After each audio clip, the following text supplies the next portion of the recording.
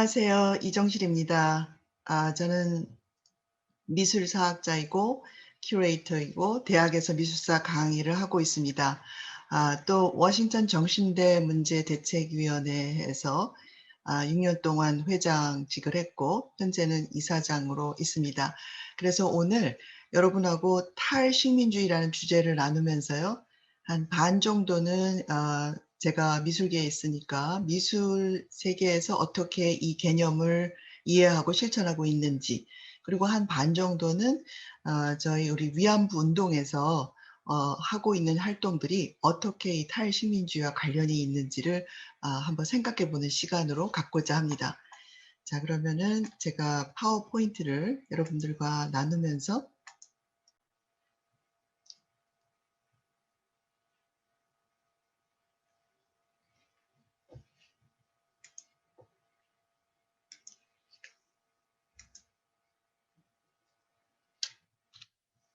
자, 잘 보이시죠?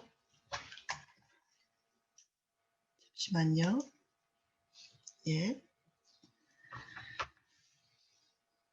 자, 부제를 디콜로나이제이션에 대한 부제를 그 치유와 또 실천으로, 그 액티비즘, 실천으로서의 그런 예술로 이렇게 정했습니다. 그러면 먼저 디콜로나이제이션이 무엇인지, 탈식민지화라는 것이 무엇인지를 먼저 살펴보고 지나가도록 하겠습니다. 먼저 식민주의를 해체하는 것이죠. 식민지였던 나라가 그 독립하는 것을 그 식민주의 해체, 즉 탈식민지화라고 간단하게 기본적으로 생각할 수가 있는데요. 1945년부터 75년 사이에 많은 나라들이 독립을 이루었습니다. 그러나 그럼에도 불구하고 그 식민지 상태에 있었던 그 사고방식이나 태도에서 벗어나지 못하고 비슷한 행태의 그 문화생활이나 또는 정치 활동을 하는 것을 비판하는 것을 우리가 후기 식민주의 비판이라고 합니다. 탈식민주의는 그 후기 식민주의 그 비판을 기본으로 해서 잔존하고 있는 그 식민지 구조와 사고방식에서 벗어나서 진정한 독립된 주체를 위해서 좀 실제적이면서 또 정치적인 실천을 찾는 것. 여기까지 얘기를 들으시면은 상당히 그 탈식민주의가 그 정치적이고 이렇게 막 운동권에 해당하는 그런 이야기로 들리실 수가 있는데요. 저는 오늘 좀 더 넓은 의미에서 탈식민주의를 좀 다루고자 합니다. 즉 전체적으로 지배하고 있는 계급, 즉 서구, 유럽이나 미국, 남성 또는 백인이 지배하는 이 세계관이 형성한 위계 질서, 권력, 또 불평등을 인식하고 그런 것이 있다는 것을 인식하고 타파하는 것을 그 탈식민주의로 보고, 특히 젠더와 인종의 관점에서 제3세계의 피지배층에 있어 왔던 사람들의 자각과 발언에 대해서 살펴보고자 합니다. 좀 너무 거창하게 들리는데요. 일단 이 탈식민주의 또는 그 디콜로나이제이션이라는 것이 학문에 또는 문화에 또 이렇게 지식 세계에 맨 처음으로 드러나기 시작했던 것은 바로 이 조그마한 책, 오리엔탈리즘이라는 것을 저술하신 에드워드 사이드라는 그 문화 비평가에 의해서 시작됐습니다.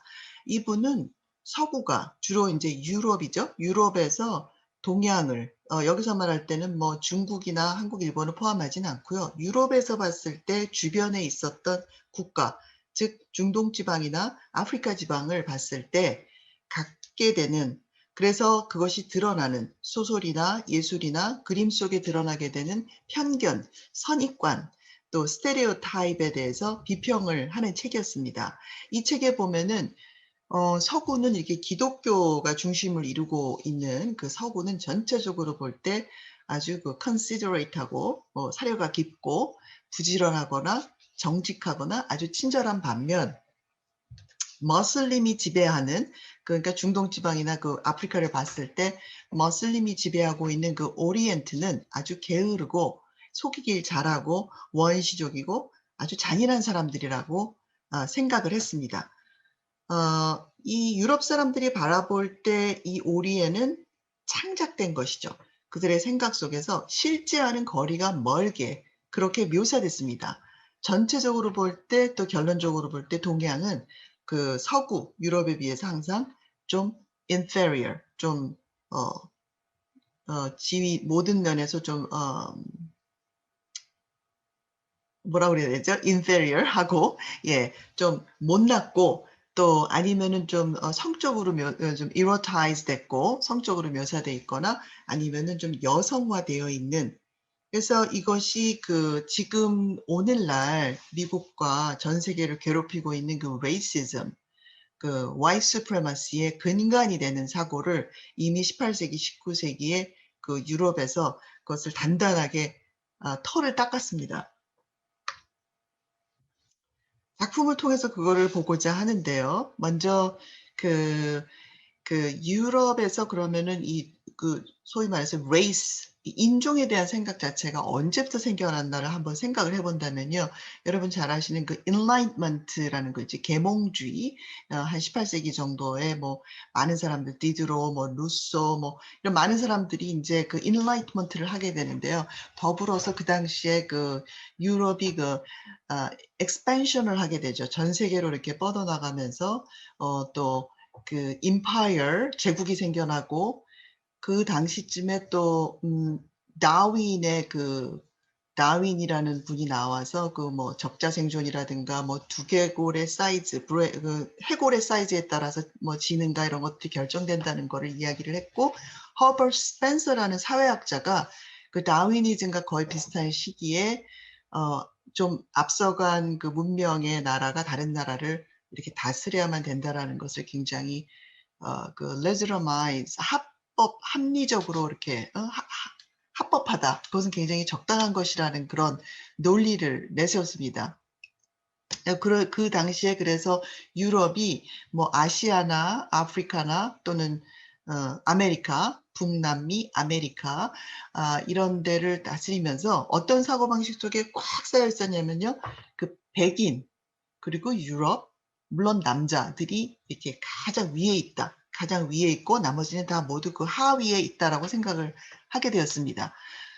19세기의 신고전주의 미술에 있어서는 그 신고전주의라는 사조가 주류를 이루었는데 1789년에 그 프렌치 혁명이 일어나면서 그 리퍼블리카니즘이 생겨나고 뭐 이러면서 굉장히 도덕적이고 또 이렇게 교조적인 미술을 통해서 뭔가를 가리켜야 된다라는 사고방식이 막 있을 즈음에 생겨났던 작품이죠.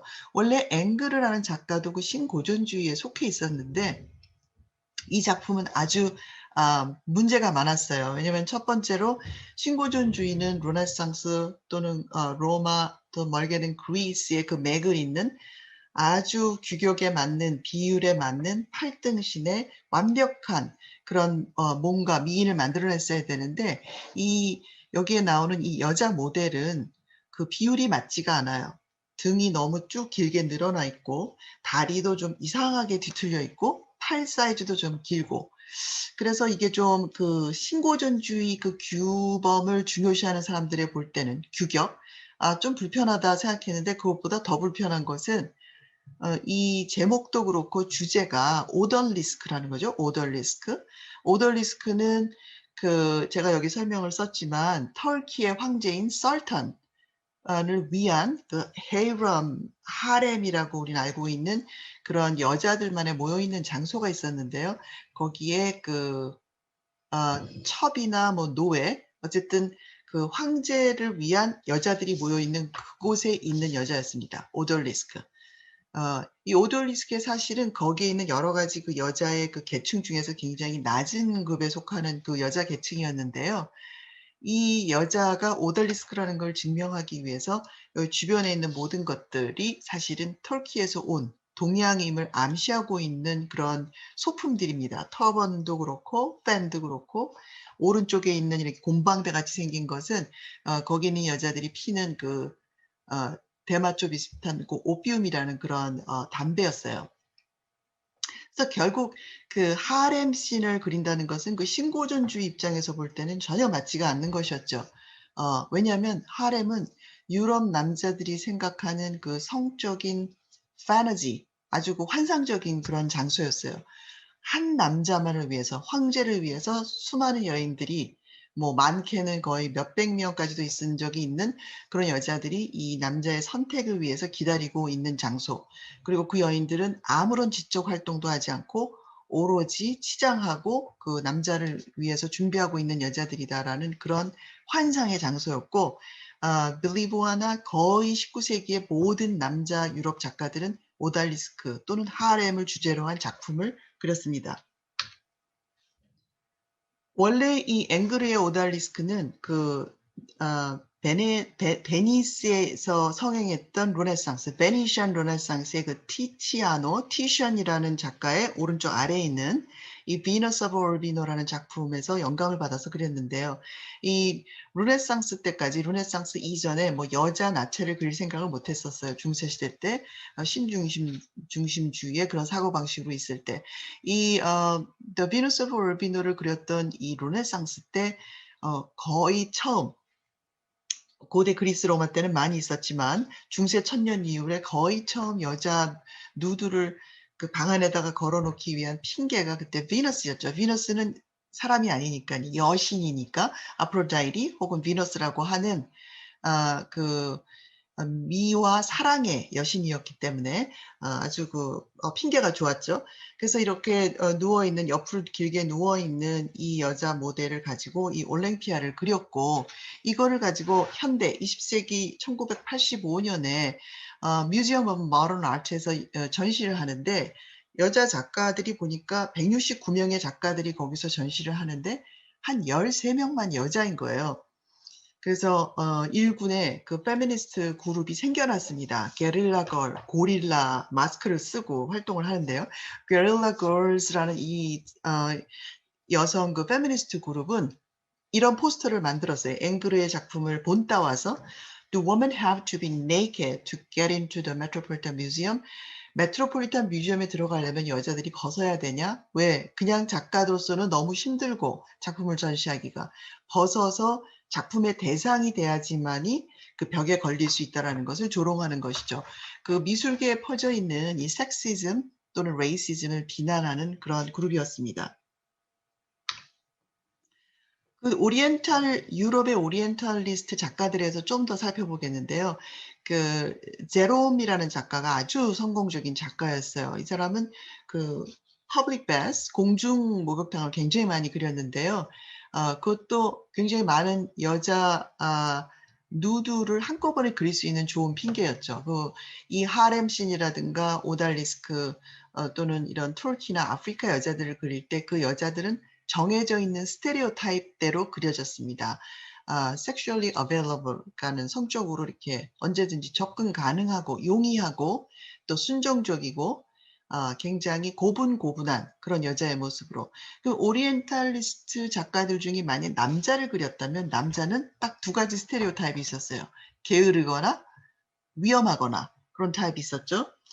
지금 우리 미국에서 그 옐로우 페릴, 이 동양 에이시안에 대해서 가지고 있는 스테레오타입이나 그런 오해들, 편견, 선입관하고 참 비교해서 생각해 볼 만한 것이죠.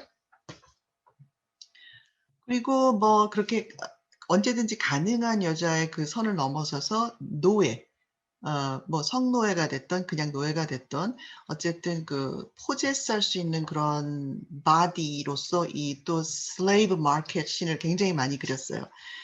그것을 이렇게 상태를 보기 위해서 뭐 이 치아의 상태를 검열한다든가 뭐 이런 것들이, 이게 전반적으로 유럽이 아닌 나라들은 유럽보다 열등할 뿐만 아니라, 열등이라는 단어 제가 생각이 안 났었는데, 열등할 뿐만 아니라 게다가 여자들은 더욱더 열등하다. 그러니까 여자 같은 경우에는, 유색인종의 여자 같은 경우에는 우리가 doubly marginalized 된다 그러는데, 유러피안보다, 게다가 또 남자보다 열등하다라는 그런 사고방식을 유럽 사람들이 깊숙이 가지고 있었죠. 그 사고방식은 사실은 문학이나 영화를 통해서 또 굉장히 퍼져나가게 됐었는데요. 예를 들면 알라딘이라든가 아라비안 나이트 또는 천일야화, 그리고 유명한 마람 버터플라이에서 서양 남자들이 동양 여자에 대해서 가지고 있는 환상이 정말 많이 드러났는데요. 특별히 마람 버터플라이는 굉장히 많은 버전이 있어요. 그 중에서도 1993년도에 제레미 아이언스가 나온 이 엠 버터플라이는 정말 클라이막스죠. 왜냐면 이 배경이 중국이고 베이징인데 프랑스에서 온 이 앰바서더가 베이징에 있는 이 싱어랑 사랑에 빠지면서 거의 영화의 끝쯤 가 가지고 이 여자가 남자라는 걸 알게 됩니다. 어 그게 거의 불가능한 얘기처럼 느껴지시지만 한번 영화를 체크해 봐 주세요. 그래서 그 서구 남성들이 동양 여자에 대해서 가지고 있는 판타지가 거의 그 culmination 아주 그냥 끝까지 그 이르는 그런 작품으로 보여집니다. 그리고 이 콜로나이저들이 이 콜로니에 가서 그 착취당하는 나라에 가 가지고 봤을 때 그냥 자기네들의 부를 만들기 위한 그런 리소스들을 가져오는 수도 있지만 거기 가서 보니까 한 번도 안 본 것들이 있는 거죠. 그래서 그런 것들을 수집하기 시작했는데 그런 것들이 무슨 이렇게 내추럴 사이언스나 뭐 동물, 식물에 관한 거일 수도 있고 어떤 아티팩트 아니면 예술 작품일 수도 있죠. 그런 것들을 구분 없이 가져다가 집에다가 막 쌓아 놓으니까 그 우리 정신병 중에 hoarders라고 막 쇼핑 미친 듯이 해서 막 방 넘치도록 쌓아 놓는 사람처럼 이 cabinet of curiosity 뭐 호기심의 방 이래서 쌓아 놓기 시작했는데 도저히 관리가 안 되는 거죠.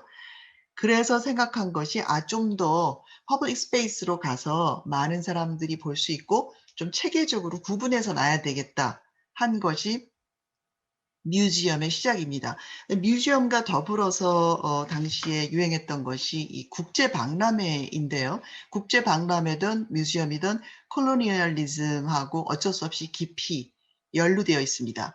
맨 왼쪽 위에 보시는 영국의 Great Exposition 1851에 그 아래에는 인제 프랑스에서도 그거를 했죠. L'Exposition Universelle 1855년, 1867년 이런 식으로 했어요. 미국에서는 시카고에서 1894년에 처음 이 국제 박람회가 있었는데요. 시카고도 원래 그 미국이 그 콜로니였었죠, 시카고 자체가. 나중에 인제 한 주로 미국에 영합이 됐지만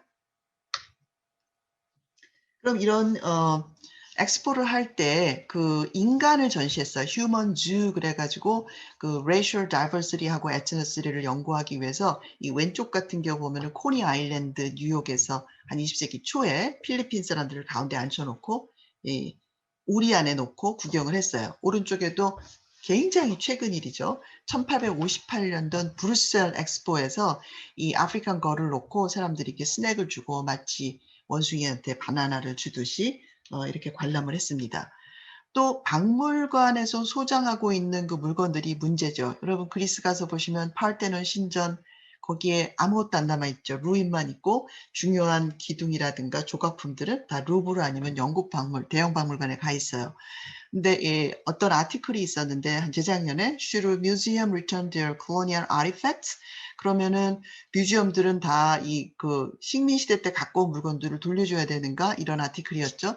거기에 프랑스 대통령이 했던 말을 인용하고 있습니다. 2017년에 좀 젊으셔서 그런지 아주 나이브하게 "우리가 가지고 있는 그 아프리카 것들은 다 아프리카로 돌려주길 바래." 이런 말을 했어요. 그래서 그것이 곧 프랑스의 그 foreign affair policy에 금방 영향을 주게 됐죠. 또 블랙 팬더라는 영화가 있는데 거기에서 아마 보신 분들은 있으시겠지만 대형 박물관에서 그 물건을 놓고 아리백을 놓고 이렇게 argue하는 장면이 있어요.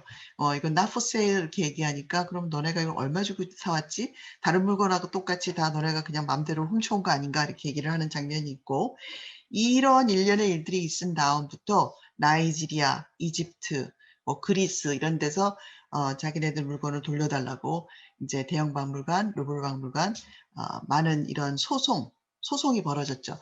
근데 이게 만약에 government 차원에서 이루어지면 repatriation 그러니까 이제 restitution은 government이 involve하지 않은 경우에 우리나라도 여러분 뭐 그 일본의 그 도쿄에 있는 박물관 가시면은 굉장히 많이 우리나라 물건이 여러 가지 다양한 경로를 통해서 들어와 있는 걸 알고 있지만 중요한 우리나라 우리나라 유물들은 한국으로 돌아가야 되겠죠. 제가 시간이 많으면 요걸 좀 보여 드리려 그랬는데 시간이 좀 정해져 있으니까 제가 보여 드리지는 않고 말씀만 드리고 가겠습니다. 뭐 마돈나라든가 뭐 레이디 가가 아니면 이 비욘세 이런 분들이 대단한 그 페미니스트 그 스테이트먼트를 하시는 분들이죠. 이 비욘세가 루브르 박물관 전체를 빌렸어요. 얼마나 돈을 많이 들었겠어요. 엄청나게 그 루브르 미술관 전체를 빌려서 거의 유색 여인들 그 거의 뭐 블랙 아니면은 좀 다양한 종류의 그 the woman in color 에서 거기 퍼포먼스 하면서 춤을 추면서 그 루브르 박물관에 있는 중요한 주로 화이트 메일이 그렸던 아니면 화이트 워먼이 있는 그런 작품하고 이렇게 그 대조해 가면서 그 퍼포먼스를 하고 노래를 하고 춤을 추는 그런 비디오를 제가 여기에 실었습니다. 비욘세하고 뭐 제이지's 아니면 루브르 그러면은 어디서든지 쉽게 찾아보실 수가 있습니다. 네, 이거를 보여드리지는 않고요. 그냥 넘어가겠습니다. 다음에 그 우리가 그 콜로니얼리즘 하면은 빼놓고 넘어갈 수 없는 작가가 고갱이겠죠. 고갱의 그 프리미티즘은 아주 유명하니까요. 고갱은 유럽 남자지만 너무 서구가 그 타락했다. 그래서 나는 아주 순수한 아주 그 고귀한 인간의 그런 어떤 순수함이 남아 있는 때묻지 않은 땅으로 가겠다. 그래서 처음엔 브리타니아에 갔었고 그다음엔 타히티.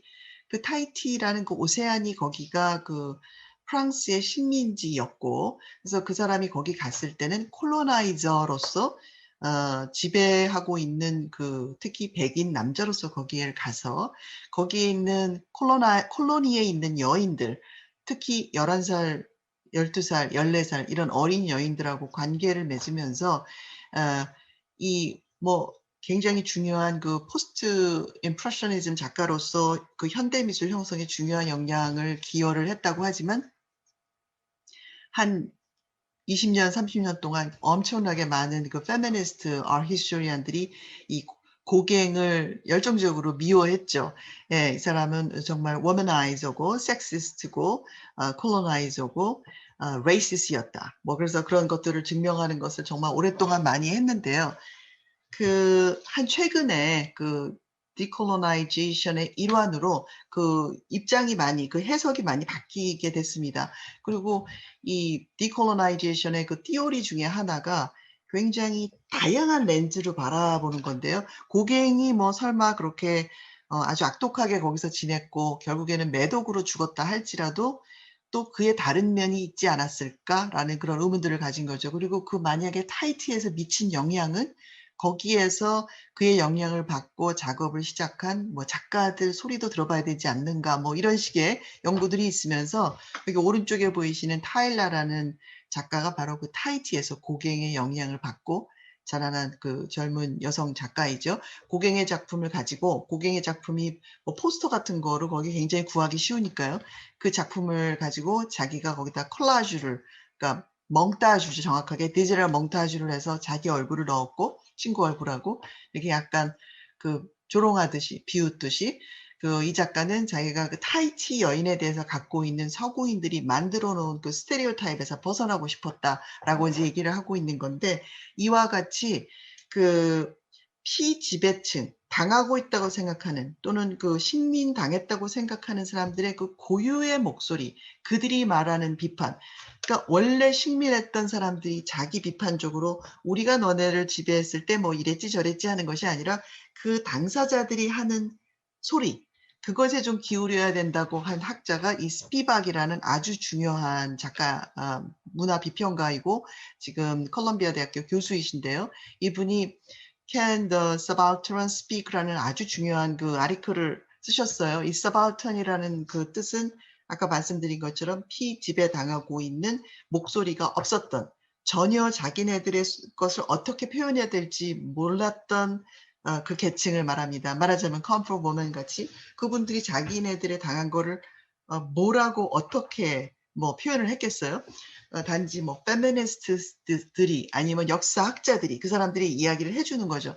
그러니까 그들이 만드는 그 고유의 온 그 목소리 그거를 연구를 했는데 그게 굉장히 많은 반향을 일으키고 있습니다. 그래서 아까 그 에드워드 사이드 뒤에 그 후기 신문지의 이론이 엄청 많이 나왔는데 인제 그중에 한 두 가지만 소개시켜 드리면 하나는 다양성이라는 거죠. 다양성은 아까도 말씀드렸지 고갱이 죽일 놈이 아니라 너무나 다양한 입장에서 봐야 된다는 것처럼 어떤 것도 뭐 race, gender, sexuality, ethnicity, class, religion, community 뭐 이렇게 여러 가지 것들을 고려해서 봐야 된다라는 것이죠. 두 번째로 혼성은 호미바바 같은 분들이 예를 들어서 식민을 했거나 아니면 이민을 했던 원래 있던 컬처나 그 문화나 컬처가 문화죠. 컬처나 뭐 자기 아이덴티티나 이런 것들이 다른 것을 만났을 때 이렇게 딱 collision 충돌이 딱 일어나지만 동시에 그 충돌이 일어나는 그 뭐랄까 in between 중간지대라는 게 있잖아요. 여기도 아니고 저기도 아닌 거. 거기 안에서 약간 프로덕티브하게 또는 타협하듯이 어떤 혼성이 생겨난다는 거. 혼성이 생겨난다는 거죠. 그 synthesis 또는 blending이 생겨난다는 건데 그게 많은 경우에 더 좋다, 우월하다라고 얘기하는 거예요. 그거는 생물학적으로 다른 종과 종이 만났을 때 헤테로시스라 그래 가지고 그게 더 survive하기 더 좋다 또는 더 우월한 종이 나온다. 그래서 한국에서 옛날에 동성동본 결혼 못 했던 이유가 그런 거라 그러잖아요. 그리고 혼혈의 경우에 훨씬 더 아이들이 예쁘거나 뭐 똑똑할 수 있다라고 하는 것도 바로 이 하이브리디티 티오리에 근거한 거죠. 그래서 시간이 되게 빨리 가네요. 헝유라는 그 Chinese American 이 Strange Fruit Comfort Woman이라는 작품을 하셨는데 굉장히 유명한 Chinese American 교과서, 미술사 교과서에서 다 다루고 있으시는 분인데 이민에 대해서 또는 방금 말씀드린 그 혼성, 그 하이브리디티에 대해서 굉장히 많이 작품으로 표현하시는 분인데요. 이분이 그 나라에 있는 사진을 가지고 그 위안부 작품을 하시면서 그 제목을 뭐 물론 고대로 그린 게 아니시라는 걸 여러분 보시면 알겠죠. 모든 것을 작가 나름대로 새롭게 재해석했지만 Strange Fruit이라는 그런 제목을 하고 부제를 Comfort Woman이라고 붙였죠. Strange Fruit이라는 건 어디서 왔냐면 그 린칭 아시죠? 흑인들을 그 린칭하면서 그걸 나무에다가 걸어 놓고 그 동네 사람 전체가 무슨 페스티벌 하듯이 그것을 즐겼어요. 그래서 여기 사진 유명한 사진인데 여기에 보면 이 사람들이 다 웃고 있습니다. 이 사람들이 이 린칭 사진을 보면서 어떤 시인이 그 스트레인지 프루시라는 그 시를 썼고 그 시를 보고 유명한 빌리 홀리데이스라는 가수가 스트레인지 프루시라는 그 노래를 유명한 노래를 불러서 유명하게 됐죠. 그러니까 말하자면 우리 70년 전에 아시아에서 일어났던 일과 여기 미국에서 일어났던 그 흑인 차별 그거와 이렇게 오버랩 시키는 거죠. 아까 말한 그런 하이브리디티 작품 안에서. 페미니스트는 뭐 굉장히 빨리 좀 잠깐 보면요. 굉장히 다른 거에 포커스를 해 왔어요. 그 페미니스트 아트. 페미니스트 티오리가 있고 운동이 있고 또 그 페미니스트 아트가 있고 아트 히스토리가 있어요. 굉장히 다 다른 포커스들을 두고 있는데 페미니스트 아트만 잠깐 보면 첫 번째 그 웨이브라고 이렇게 얘기하는데 first wave는 한 그 19세기에서 20세기까지 참정권 그러니까 여성의 그 참정권의 주요를 뒀다면 주안을 뒀다면요. 그 second wave 때는 여러 가지로 불평등한 관계 좀 더 평등해지기 위해서 legally, socially 그다음에 third wave 때는 첫 번째, 두 번째는 약간 백인 여성들만의 문제였어요. 그 세 번째 웨이브나 돼서야 그 women of color 뭐 흑인 여성, 아시안 여성, 라틴 여성까지 보게 됐죠. 그리고 인터섹셔널하게 여러 가지 다양한 관점에서 보기를 시작을 했고 네 번째 웨이브가 됐을 때는 섹슈얼 허라스먼트를 고발하는 그 미투 무브먼트와 다시 일어나게 됐죠. 그래서 위안부 그 운동은 사실은 그 third wave and fourth wave라고 오버랩 됩니다. 항상 그 페미니스트들이 이 문제를 심각하게 바라봤는데요. 왜냐면은 그 위안부 피해자 그 할머니들은 사실은 여성이기 때문에 갔던 것만은 아니었죠. 많은 부유한 여성들은 피할 수 있었어요. 클래스 문제가 있었고 일본이 한국 사람들에게 가지고 있는 레이시즘은 지금까지도 일본에서 그 한국 학교 같은 거 구박하는 거 보시면 알겠지만 굉장히 심각합니다. 교육도 받지 못했고요. 교육도 뭐 여러 가지 면에서 intersectional feminist들이 보는 것처럼 그럴 수밖에 없는 그야말로 최하위층에 있는 그 사람들이 그걸 당할 수밖에 없었던 것이죠. 일본 작가인 토미야마 타에코라는 분이 그것을 아주 심각하게 연구했어요. 그런 인터섹셔널 페미니스트 관점에서 봤을 때 이 한인 주로 한 코리안 커플 woman을 많이 그렸는데요. 토미야마 타에코 이분이 나이가 지금 mid 90이 굉장히 연로하신 분인데 그 중간에 이렇게 울고 있는 눈이 그 페미니스트들이 이거를 다 쳐다보고 가슴 아파하고 sympathize 하면서 기록해야 된다. 그래서 여기 그 모든 콜로니얼리즘, 밀리터니즘, 또 뭐 여러 가지 레이스, 레이피스트, 뭐 이런 어떤 잔재들이 태평양에, 왜냐하면 할머니들이 돌아오시지 못하고 많이 죽어서 태평양 밑에 가라앉았다라고 생각을 하고, 이분이 그 무슨 무당이나 이런 것들을 통해서 이분들을 치유하는, 위로하는 그런 작품들을 많이 그렸습니다. Come from Women, 이 일본에 있는 Women's Women and Women and War Museum, 그 일본에 있는 죄송합니다. Women's Active Museum에서 만든 그 Comfort Women 지도인데요. 아시다시피 이렇게 많은 곳에 일본의 제국주의, 그 Empire, Colonialism, Militarism이 뻗쳐나가게 됐던 것이죠. 그래서 잠시 한 10분 정도 시간이 남았는데요.